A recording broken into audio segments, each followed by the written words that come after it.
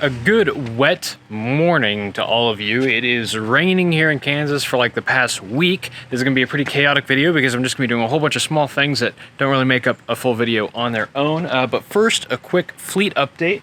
Miata's up there, not much has changed. The BMW is up there, not much has changed. It is leaking some water, but not from the car. It's leaking rain inside the car. It needs a new vapor barrier in one of the doors, and then the sunroof is leaking. Might be the last straw for that sunroof. I might just delete it entirely. The Buick still getting terrible fuel economy and also overheating a little bit. Some people are saying they just run really hot in general. Some people are saying that there's probably something wrong with my radiator, which is kind of what I'm leaning towards. Probably an issue with my radiator, might just need to replace it. As far as the fuel economy, people have been telling me, oh, it's because you're running E85. And no, I'm getting bad fuel economy compared to other Park Avenues running E85. Other people with E85 getting 25 miles a gallon, I'm getting 12. Something is clearly very, very, very wrong here. And that's on the highway, not even getting into boost. The Festiva, it is just still sitting. The Honda Insight parts car is also just still sitting. Let's get inside the shop here. Oh, I forgot to mention, it's a lot brighter here because the Tree of Heaven, I think it was, I had that removed. I actually had two of them, had them both removed. So it is a lot brighter back here. I'm going to work on getting rid of the rest of this vegetation now that I'm not getting constant saplings growing. But let's head on in here. Oh, it's nice and cool. Mountain bike, been riding that, did a bunch of mods to that. I actually took video of it, but I wasn't sure if I was going to release it or not. Goldwing, still sitting, needs a new fuel tank, need to reinstall the carbs. Replacing the fuel tank requires taking the whole bike apart, and I really don't want to do that, so I'm just kind of procrastinating on that. It also needs a rear brake master cylinder and front wheel bearings. It's just a lot of work, and I really didn't want to do any work on this bike. I just kind of wanted to ride it, so yeah. The Yamaha DT175, still not revving out very far. Not entirely sure what's up with that. Probably going to check some things here today. The Ducati needs some carb work, needs some parts. And then the inside, of course, needs the IMA battery fixed. So I've got a few things here. I think these are mostly Yamaha parts, so that's probably what we're mostly just going to work on today. Oh, I did forget one thing. The lawnmower, the engine swapped lawnmower. I took a larger lawnmower engine, put it on a small deck, and now it's a lawnmower. Except I accidentally put premix in it. I thought it would just, run a little bit smoky. Once I realized what I didn't bother to pump it back out or anything. Finished off, it kind of ran like crap. Finished off the tank, filled it with regular gas. It ran for a little while and then just fouled out the plug and died. I cleaned the plug off, started it up again, ran like crap for about 30 seconds, and then fouled the plug again. I think there's probably something wrong with the carburetor. I'm just gonna let all the fuel and stuff evaporate out of it and see if it fixes itself, I guess. So first thing I'm going to take a look at here is probably the easiest thing. I was in Atlanta, Georgia recently, and there was an Italian motorcycle event going on, and there were a couple of Ducati 900 Super Sports, which I'll show on the screen now. Absolutely gorgeous bikes. Far more money in them than mine have. They had big bore kits, they had FCR carbs, they had all kinds of stuff going on.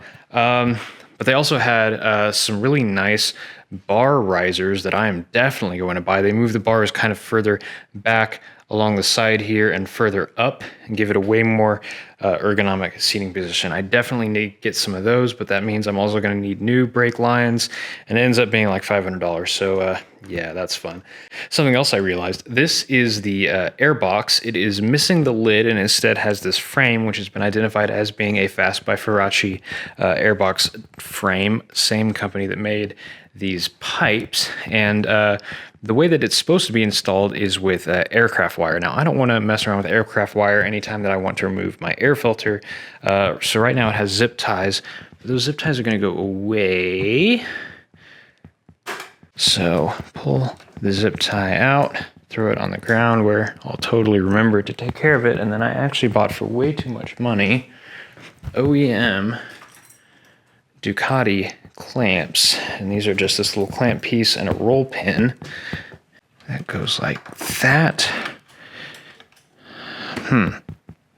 Well, in theory, well, happy endings prevail somewhat. I realized that I really just needed to kind of put something in that channel or something around here to space it upward. So I stuck a zip tie on there. So if I kind of set the zip tie in the channel, there we go. The over-centering part works just fine. And then these actually make contact with the insides of the fuel tank when it sits over here, which keeps them from popping out with the vibrations. And that's actually fairly sturdy. So anyway, let's get this back out of here, because we're just going to take this whole airbox out now, because these carbs need to come off of the bike for reasons. Here we go.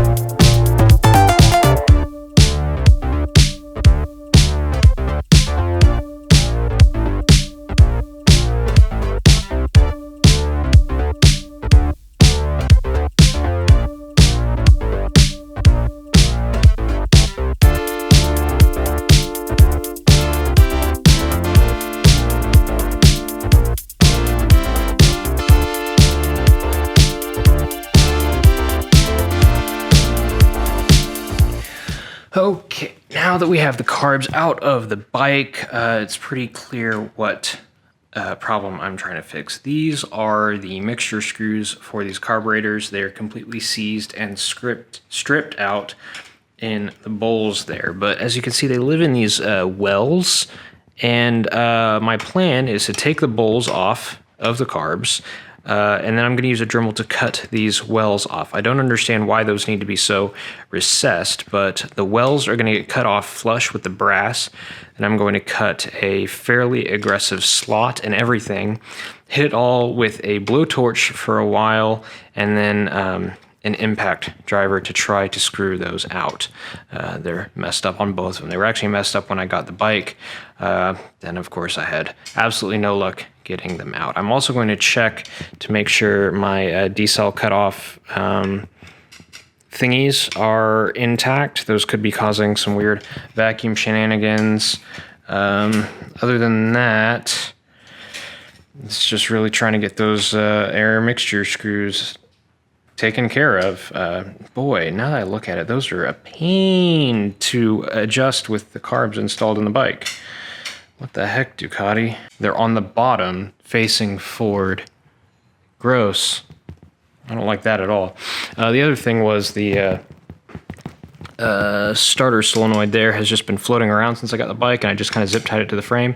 Turns out this is the wrong side of the frame for that to go. It actually is supposed to go in a rubber holder right here. So I'm going to order that rubber holder and reinstall it back in its proper location. The weird thing is the actual like starter wire doesn't seem long enough to reach over there. It's a bit strange.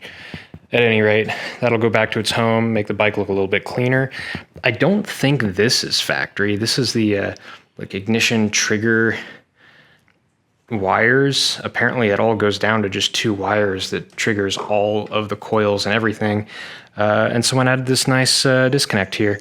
So I can just disconnect that and flip the entire airbox over and get to everything.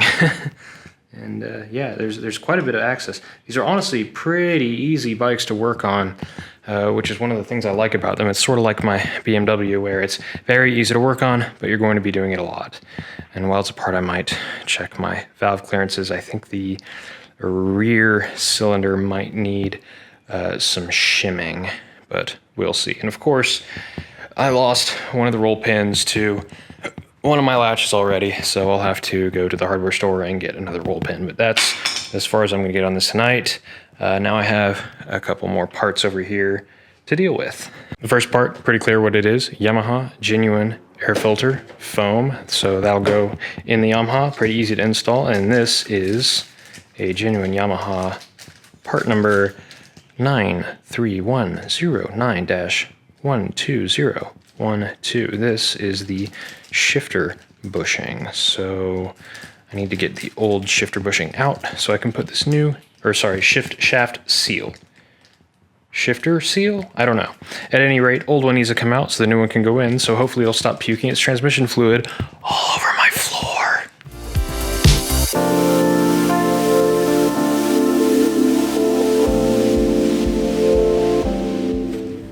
There we go. Judging by my hands, this is pre-oiled, so that is good to go right back in the bike.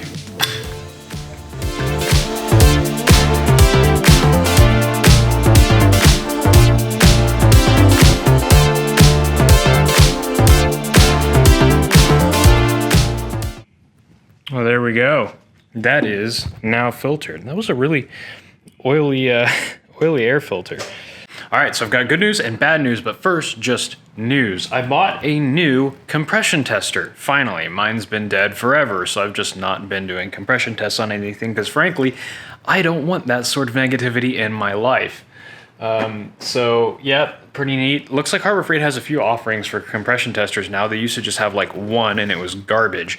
This one has a whole bunch of different fittings for all kinds of different size stuff, which is quite nice. I have to say I'm a fan. That O-ring is not staying in place. Anyway, the good news. Did a compression test on the Ducati.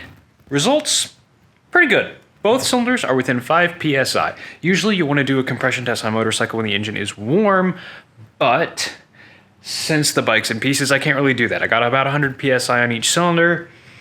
Pretty mediocre, but that's also cold, so the ring gap hasn't tightened from heat thermal expansion or anything like that, so that's fine. But, you know, the number itself isn't important. What's important is that the two cylinders were fairly even, and what I'm chasing on this bike is some sort of imbalance, some sort of reason that one of the cylinders might be producing more power than the other or something like that. That would explain why I get really, really nasty vibrations over 5,000 RPM. So I think I'm just going to continue on with doing carburetor work.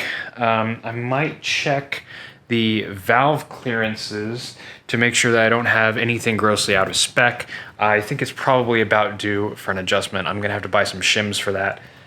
What's involved there is really just, I'm going to have to suspend the bike from the ceiling somehow because the rear shock has to come off so that I can get to the vertical back. What is that, the exhaust valve? Yeah, so I can get to the vertical cylinder's exhaust valve. So, that's the Ducati. Now, bad news. I also did a compression test on the Yamaha. And, well, it was 60 psi.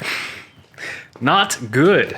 Yeah, 60 psi, that's pretty bad. That would explain why it isn't revving out completely and why it feels so down on power, because it is down on compression by a very big amount. So, luckily it's a two-stroke and they're very easy to rebuild.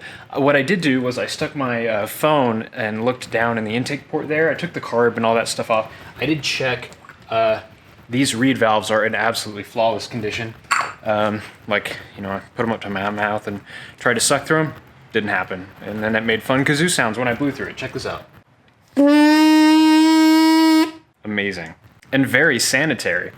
So, yeah, I stuck my my phone in there to get a recording, and you can see here.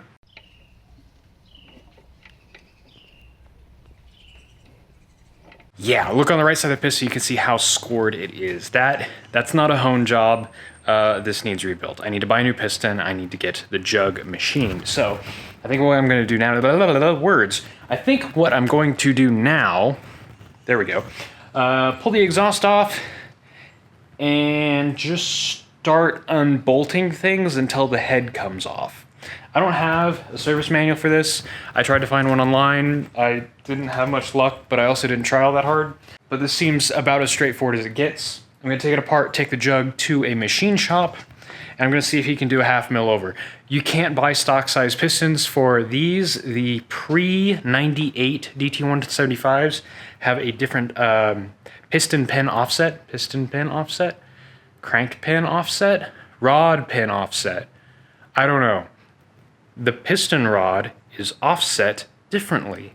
So you have to have special pistons just for this model year, and they don't seem to cross-reference with any other Yamaha models, unlike the later one, which cross-references with absolutely everything.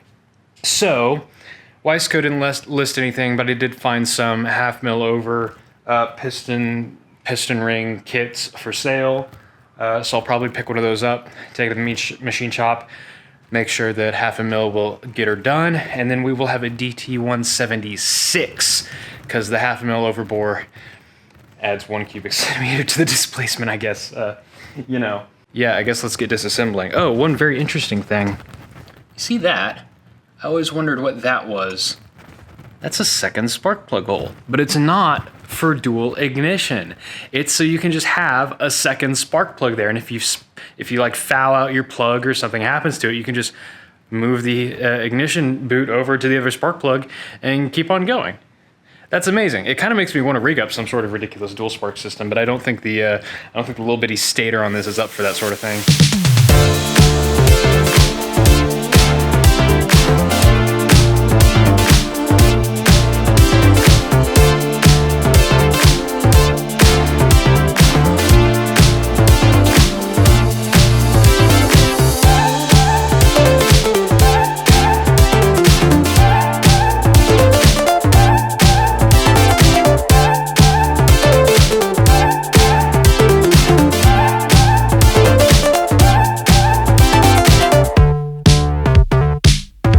I don't think it's possible for me to overstate how gloriously simple these two-strokes are. In about 20 minutes, I've taken what was a idling bike and turned it into a completely unworkable pile of parts. So as far as the damage goes, none of it's really as bad as I thought. Just looking at the head here, bit of carbon, that's important. The piston itself, or cylinder, yeah, we've got some scoring there. My thumbnail catches on some of that, so that's gonna need some machine shop work. I'll take that to the machine shop tomorrow, have them take a look at it. As for the piston, this is where it gets kind of interesting. We do have the damage that we could see through the intake right here and some right here, and my fingernail doesn't quite catch on that, but what is interesting, this piston ring seems to move fairly freely.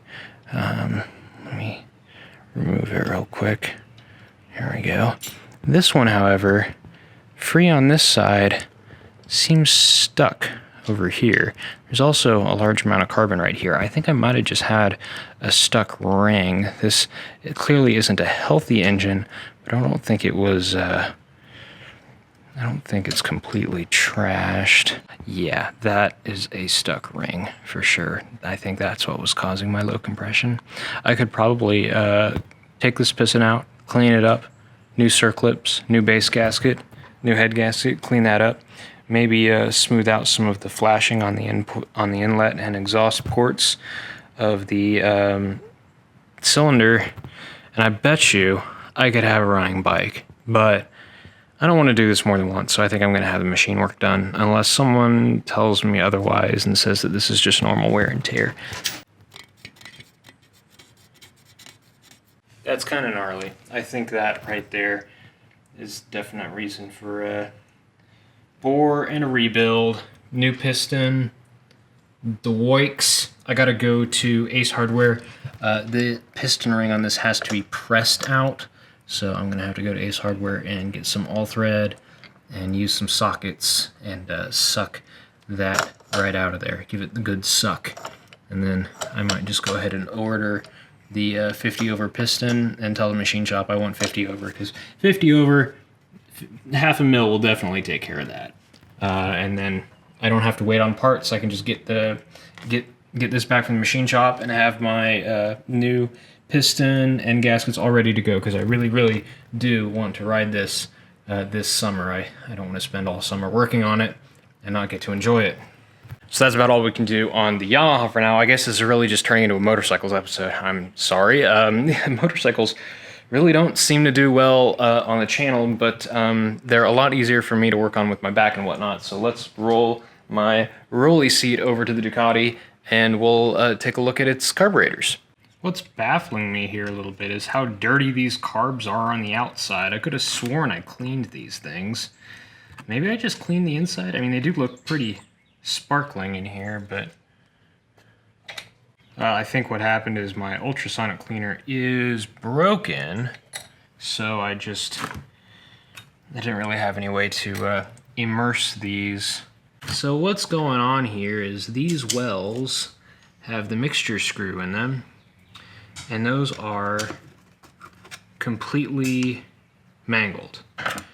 So I'm gonna cut the well down to about where the mixture screw is remaining, and then I'm gonna cut a deep groove in it that my screwdriver will hopefully be able to bite on. And to do that, I bought from Harbor Freight, of course, everyone's favorite, this Bauer variable speed rotary tool, which actually feels really, really quality.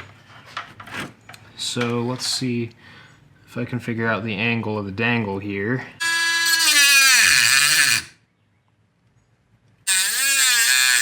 This thing is pretty low on torque, apparently.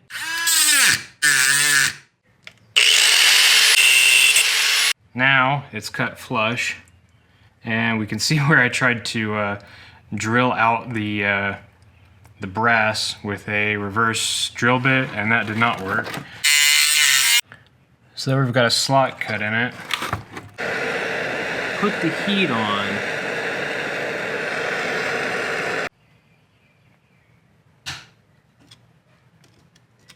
Shit. How is it in there that hard? It's just...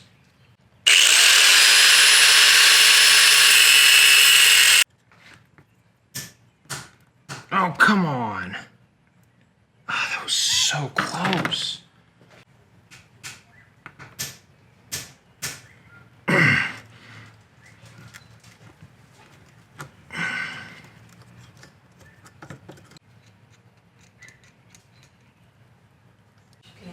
Look at that.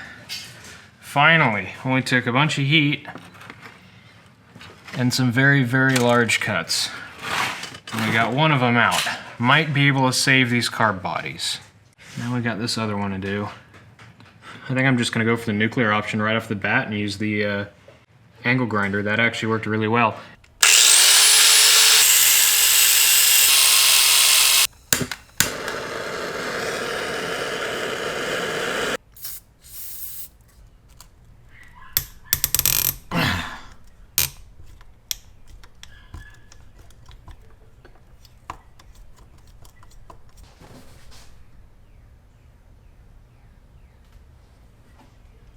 I frankly can't believe that worked. I think we saved these carb bodies. You can see there the slots that were cut. Doesn't look like I caught the... oh no, I did catch the threaded portion. Oops.